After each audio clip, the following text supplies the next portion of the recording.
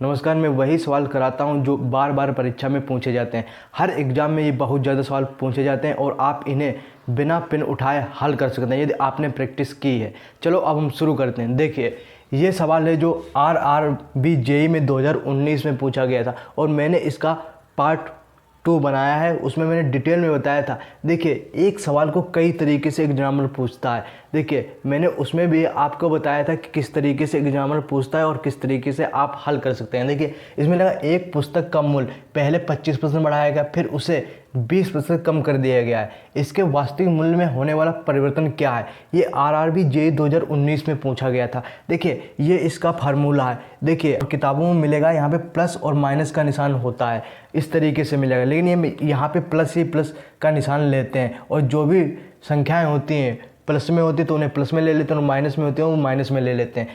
मैंने पहले भी एक वीडियो बनाया है, उसमें डिटेल में बताया है कि किस तरीके से आप सवाल को लगाएंगे। यदि आपने वो वीडियो नहीं देखा है तो जाकर ज़रूर देखें, इस वीडियो के डिस्क्रिप्शन में आपको मिल जाएगा। देखिए, एक पुस्तक का मूल्य 25% बढ़ा तो आपको यक्स की वैल्यू क्या लेनी है? 25 और प्लस अब कह रहा है फिर उसे 20% कम कर दिया गया। देखिए, 20% कम कर दिया तो माइनस का हमें 20 लेना और ये प्लस का ही रहना। और देखिए, यक्स का क्या है? यक्स है 25 और वाई क्या है? 20, लेकिन वाई माइनस में 20 है क्योंकि इसमें कह रहा है कि 20% कम कर देंगे। अब बटे में आपको 100 कर देना है। देखिए, 25 चौकू 100 होता है, 100 होता है। देखिए, और 4 पंचे 20 होता है, माइनस का ये आपका 5 आ गया। देखिए, अब ये क्या आ जाएगा? 25 माइनस 20 और प्लस 5 एकन 5, मतलब ये माइनस का आपका 5 आएगा।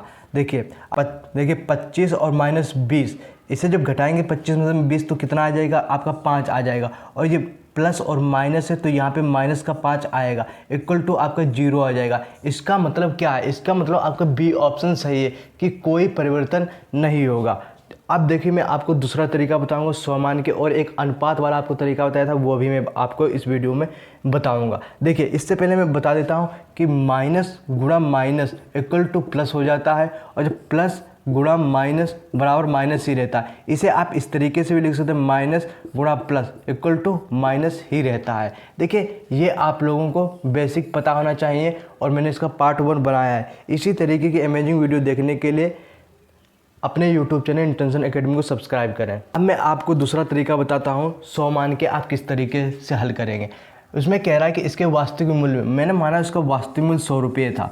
देखिए, अब कह रहा है कि 25% बढ़ा। 100 का अगर आप 25% निकालेंगे तो 25 ही प्रतिशत होता है। ये 25% बढ़ा मतलब 25 ही बढ़ा। अगर 100 में आप 25 जोड़ेंगे कितना आ जाएगा? आपका 125 आ जाएगा। देखिए, अब क्या कह रहा है इसमें? उसे 20% कम कर दिया, अब इसे 20% कम कर देगा। देखिए, 20% निकालने का तरीका ये होता है कि मतलब आप 10% निकाल लीजिए। आप जब 10% निकालेंगे तो एक संख्या के पहले दशमलव लगा दीजिए। एक संख्या के पहले दशमलव तो कितना आ जाएगा? 12.5 और 2 से गुणा कर दीजिए तो कितना आ जाएगा? 12 दूनी 24 और आधा आधा मतलब 1 हो गया तो 25 हो गया, मतलब 25 की कमी हो गई है। तो देखिए, जो 125 में 25 की कमी होगी 100 ही आ जाएगा। देखिए, आपकी जो वास्तविक मूल्य था वो 100 ही था, आज भी 100 है, मतलब कोई परिवर्तन आपकी आय में नहीं हुआ है, इसीलिए आपका आंसर ये होगा। अब मैं आपको तीसरा तरीका बताऊंगा अनुपात वाला। देखिए, मैंने बताया था कि आपको 25% की फ्रैक्शन वैल्यू आनी चाहिए। 25% फ्रैक्शन वैल्यू क्या होती है? 1/4 होती है और ये जो नीचे वाला मान होता है ये आपका कुल मान होता है। अब कह रहा है 20% की कमी हुई। देखिए, 20% कमी हुई तो 1/5 होता है, 1/5। ये जो 5 का 20% यही है।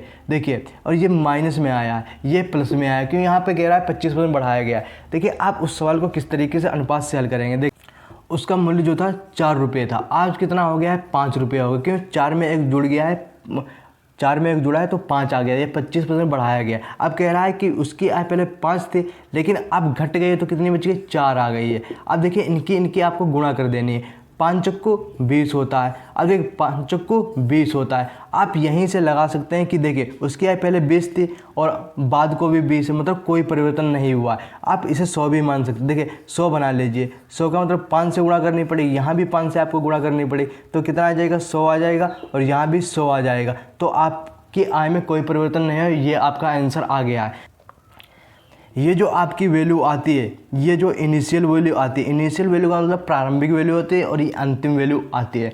देखिए, आप इसे यदि आपने प्रैक्टिस की है तो आप बिना पिन के भी इसे हल कर सकते हैं। देखिए 100 का 25% 25 होता है 125, और मैंने 20% बताया, तो 20 का मतलब मैं 10% निकालूंगा, 10% मतलब 12.5 होता है, दोना कर दूंगा 25 आएगा, मतलब 25 की कमी होगी 100 होगा। तो आप बिना पेन के भी इसे हल कर सकते हैं कि आरआरबी जेईई में 2019 में सवाल पूछा गया है, और मैं अब की जो सवाल लूँगा वो भी प्रीवियस ईयर पूछा गया। देखिए एक सवाल को कितने तरीके से घुमा के पूछा जाता है एग्ज़ाम में। चलो अब हम शुरू करते हैं, दूसरा सवाल लेते हैं। देखिए मैंने ये दूसरा सवाल लिया है, उसी टाइप का है, लेकिन बस इसमें थोड़ा बदलाव कर दिया गया लैंग्वेज में।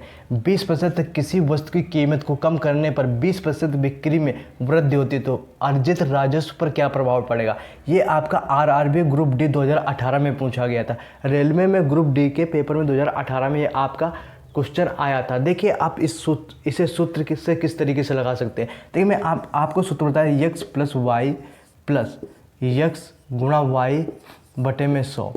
आप देखिए इस तरीके से इसे सवाल को कैसे लगाएंगे। 20% तक किसी वस्तु की कीमत को कम करने पर, मतलब कमी हुई है, तो आपको क्या लेना है, माइनस का 20। अब कह रहा है 20% की बिक्री में वृद्धि, अब वृद्धि तो आपको प्लस का 20 लेना है। देखिए प्लस माइनस का 20 और गुणे में प्लस का आपको 20 लेना है, बटे में आपको 100 कर देना है। देखिए आप जब इसे काटेंगे, ये जीरो कट गया, तो देखिए यहाँ पे 20 से 20 तो कट ही जाएगा क्योंकि प्लस माइनस है, और यहाँ पे आपका क्या आएगा, 2 2 जा 4 प्लस माइनस का 4।